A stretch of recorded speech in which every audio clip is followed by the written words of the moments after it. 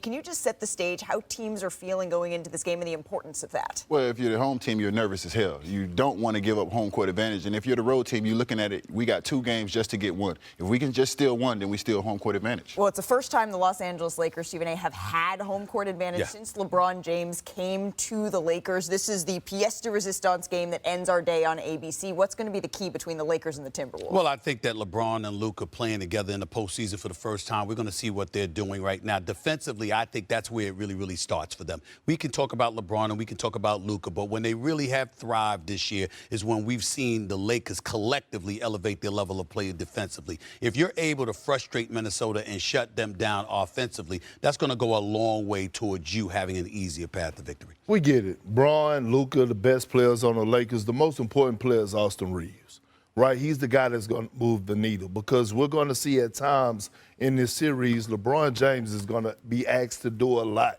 Like play the center position at times. So now you have that secondary ball handler in Austin Reeves, who they trust, who, by the way, this season, they're 27-9 when he scored 20 points or more. So I'm looking at Austin Reeves. If he can have those moments in this series throughout this playoffs, then absolutely. The Lakers can make a deep run. And also Rudy Gobert, what's going to be his impact in this series? We understand what it is in the pick and roll, but I think you made a good point. If he's not going to be a great defensive impact guy, which he can be, then hit the offensive glass. Get some extra possessions. We are in L.A.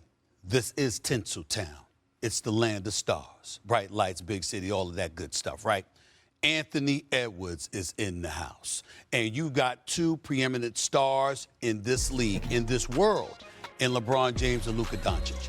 This is a phenomenal opportunity for Anthony Edwards to elevate his profile. If somehow, some way he's able to knock off those 2, that would be special. But we still haven't mentioned the guy that's playing alongside Anthony Edwards, Julius Randle. Yes. Who they traded Karl Anthony Towns for. Gotta play. Second part of the season, been balling. He's finally found his niche with his team, right? He could be the X factor for the Minnesota Timberwolves because I'm looking and I'm saying, J.J. Redick, who's going to guard Julius Randle? So act like he can't go give you 20 and 10. And Minnesota should definitely have a chip on their shoulder. The world is picking the Lakers, and what have Luka and LeBron combination done in the playoffs? Absolutely nothing. We are going to be with you for the next 10 hours. David, when you look at what Luka did to Minnesota last year, he averaged 32 against the Timberwolves, cooked their defense.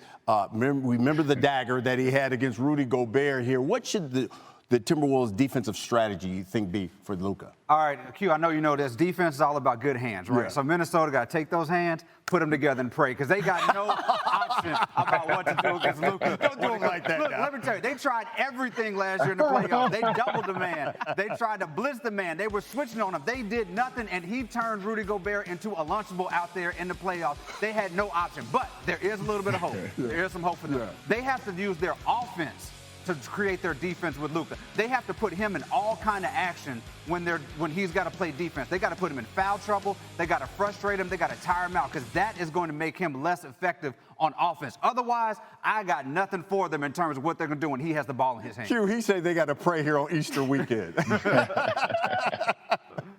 Hey, I like that right there, Dave. But listen, I feel similar to what Dave feels. I mean, obviously, Minnesota has Ant Edwards, and I totally and wholeheartedly expect Ant-Man to be Ant-Man.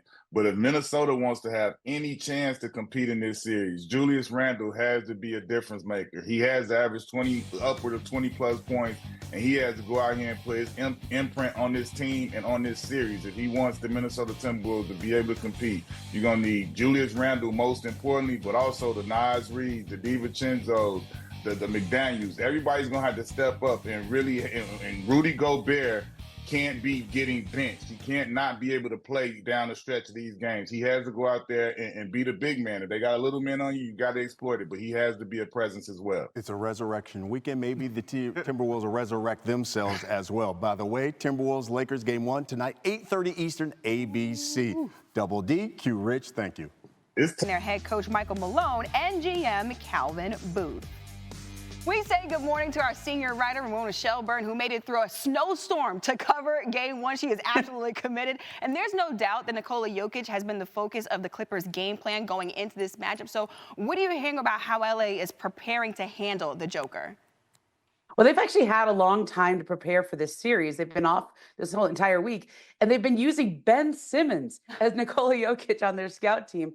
And at first, you're like, yeah, I do see it. Ben Simmons is about the same size, maybe an inch or two shorter, but he has that same skill set. Obviously, Nikola Jokic is far more accomplished, but it's an interesting choice to replicate the Joker, because nobody really can. And I think in this series, the key is really going to be the matchup with Ivica Zubac.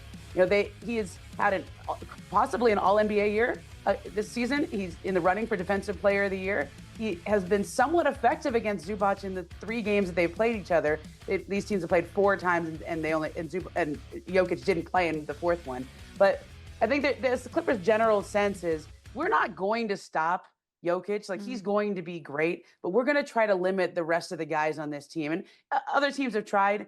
Very few have succeeded because he is that good at making his teammates better and getting what he needs to do for the Nuggets to survive. But the Clippers have one of the best defenses in the league, and that's the reason why they come into the playoffs on an 8-game win streak. Yeah, since Jokic entered the league, Zubac has held him to just 45% shooting as the closest defender. Today also marks the first playoff game for the Nuggets under interim head coach David Adelman since Michael Malone was fired just 11 days ago. What can you share about Adelman's impact so far?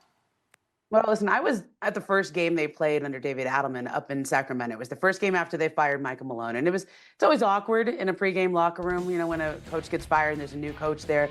But I got to tell you, there was a sense of relief in that locker room. It had a different tenor. And if you see every video you're showing is David Adelman encouraging his players to communicate with him.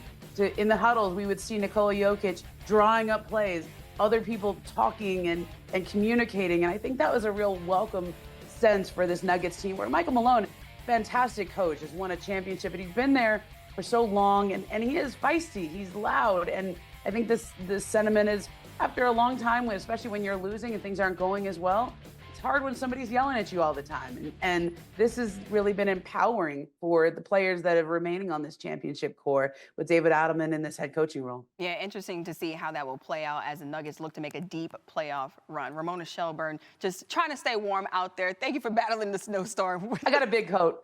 She got a big coat, so it's all good. Thanks so much, That's Ramona. all I got. I'm from LA. I don't have snow gear. I just got a big coat.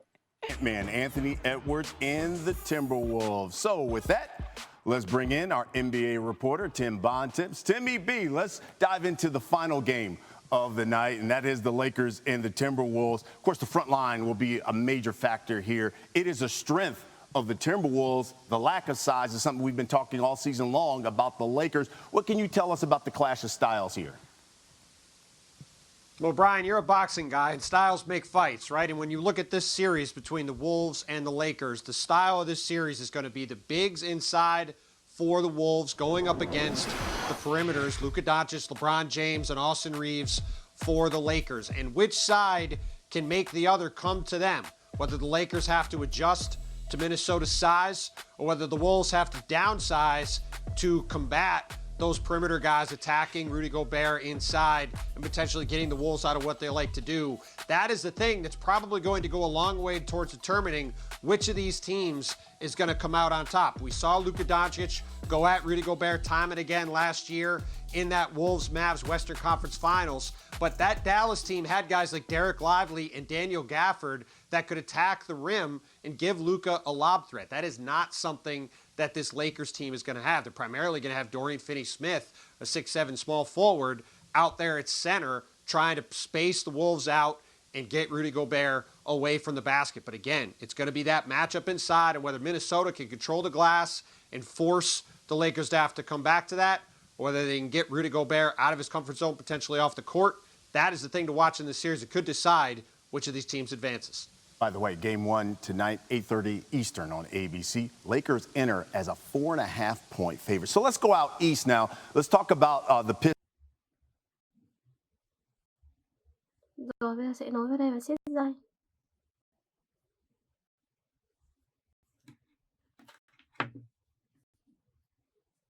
Được một cái hình như thế này. Bây giờ mình sẽ đổi màu len nhé mọi người. Đổi sang màu len đen.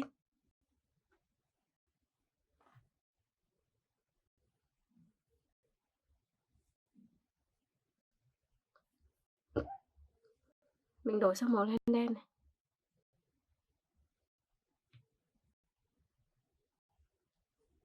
Mình móc lên.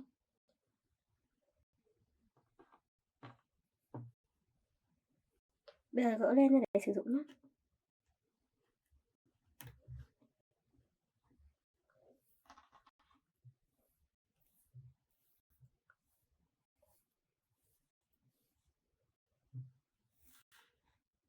Rồi bây giờ sẽ móc vào đây những cái mũi đơn.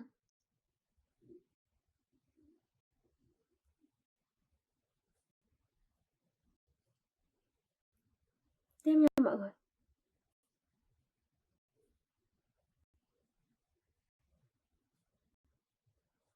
Rồi mũi nữa này.